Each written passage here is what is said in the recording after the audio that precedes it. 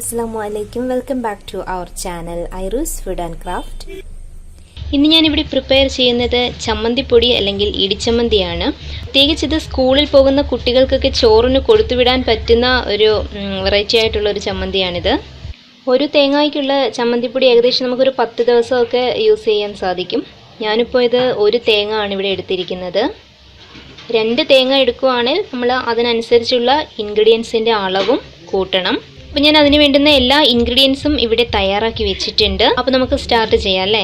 അതിനുവേണ്ടി ഞാനിപ്പോൾ ഒരു തേങ്ങ എടുത്തിട്ടുണ്ട്. ഒരു തേങ്ങ നല്ല ചിരകിയെടുത്തതാണ്. അതിനുവേണ്ടി ഞാനിപ്പോൾ ഒരു 4-5 പീസ് ചെറിയ ഉള്ളി എടുത്തിട്ടുണ്ട്. ചെറിയ ഉള്ളി നമുക്ക് കൂടുതലായിട്ട് യൂസ് ചെയ്യാം. വളരെ ടേസ്റ്റിയാണ് ചെറിയ ഉള്ളി കൂടുതൽ യൂസ് ചെയ്താൽ. അതേപോലെ തന്നെ വെളുത്തുള്ളി 7-8 പീസോളം ഞാൻ എടുത്തിട്ടുണ്ട്. ഇഞ്ചി ചെറിയ 2 കഷ്ണമാണ് എടുത്തിട്ടുള്ളത്. ഇഞ്ചി ഒരുപാട് നമ്മൾ യൂസ് ചെയ്യേണ്ട, എരിവ് കൂടിപ്പോകും. പിന്നെ എടുത്തിരിക്കുന്നത് 1.5 ടേബിൾ സ്പൂൺ മുളക് പൊടി, 1 ടേബിൾ സ്പൂൺ മല്ലിപ്പൊടി. കുരുമുളക് പൊടി എടുക്കരുത്, പൊടിക്കാത്തത് തന്നെ എടുക്കുക. ഞാനൊരു 1/2 ടേബിൾ സ്പൂൺ കുരുമുളക് എടുത്തിട്ടുണ്ട്. പിന്നെ കറിവേപ്പില, ഉപ്പ് ആവശ്യത്തിന്. നമുക്ക് ആദ്യമായിട്ടൊരു ചീനച്ചട്ടി അടുപ്പിൽ വെക്കുക. നമുക്ക് ഈ തേങ്ങ ഒക്കെ ഒന്ന് ഫ്രൈ ചെയ്തെടുക്കണം.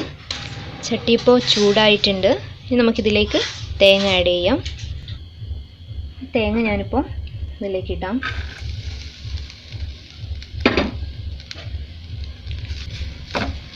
ഇനി ഇതൊന്ന് ഇളക്കി കൊടുക്കണം.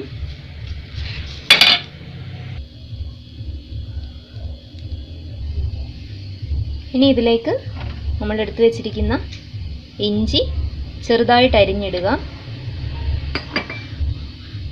വെളുത്തുള്ളി, ചെറിയുള്ളി. ഇനി നമുക്ക് എടുത്തു വെച്ചിരിക്കുന്ന കുരുമുളക് ഇതിലേക്ക് ഇട്ട് കൊടുക്കാം.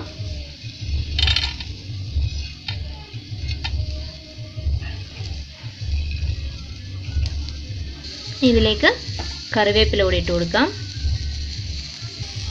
നമുക്ക് നന്നായിട്ട് ഇതൊന്ന് ഇളക്കി കൊടുക്കണം. അടി പിടിക്കാതെ ശ്രദ്ധിച്ചോണം. ഇതൊരു ഏകദേശം ഒരു മീഡിയം ബ്രൗൺ നിറമാകുന്നിടം വരെ ഇത് ഇളക്കി കൊടുക്കുക.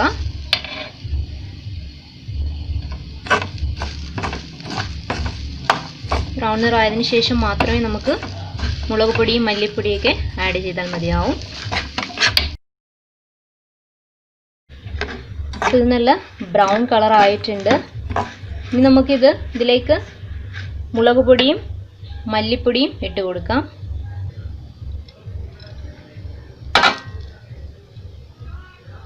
ഇനി ഇതിലേക്ക് നമുക്ക് ആവശ്യത്തിന് ഉപ്പും കൂടി ചേർത്ത് കൊടുക്കാം.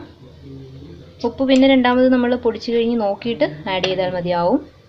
ഇത് നന്നായിട്ട് ഇളക്കി കൊടുക്കുക. ഇനി നമുക്ക് ഫ്ലെയിം ഓഫ് ചെയ്യാം. ഇനി നമുക്കിത് മിക്സിയുടെ ജാറിലിട്ട് നന്നായിട്ട് പൊടിച്ചെടുക്കണം. ചമ്മന്തി ഇപ്പോൾ നന്നായിട്ട് പൊടിച്ചെടുത്തിട്ടുണ്ട്. ഇത്രയും പൊടിയായിട്ട് ഇത് കിട്ടണം. ഉപ്പ് ഇച്ചിരി കുറവായിരുന്നു. ഞാനിപ്പോൾ ഒരല്പം ഉപ്പും കൂടി ചേർത്തിട്ടുണ്ട്. ഇപ്പം ഉപ്പ് നല്ല പാകത്തിനായിട്ടുണ്ട്. ചമ്മന്തിപ്പൊടി ഇവിടെ തയ്യാറായിട്ടുണ്ട്. വളരെ ഈസിയാണ്. എല്ലാവർക്കും പെട്ടെന്ന് തന്നെ പ്രിപ്പയർ ചെയ്യാൻ പറ്റുന്ന ഒരു റെസിപ്പി തന്നെയാണിത്. എല്ലാവരും ഇത് ഒന്ന് ട്രൈ ചെയ്തിട്ട് ഇതിൻ്റെ ഫീഡ്ബാക്സ് ഒക്കെ എഴുതി അറിയിക്കുക കമൻറ്റ് ബോക്സിൽ. അപ്പോൾ നമുക്ക് അടുത്ത ഒരു റെസിപ്പിയുമായി കാണുന്നതിലേക്കും വരെ താങ്ക് യു.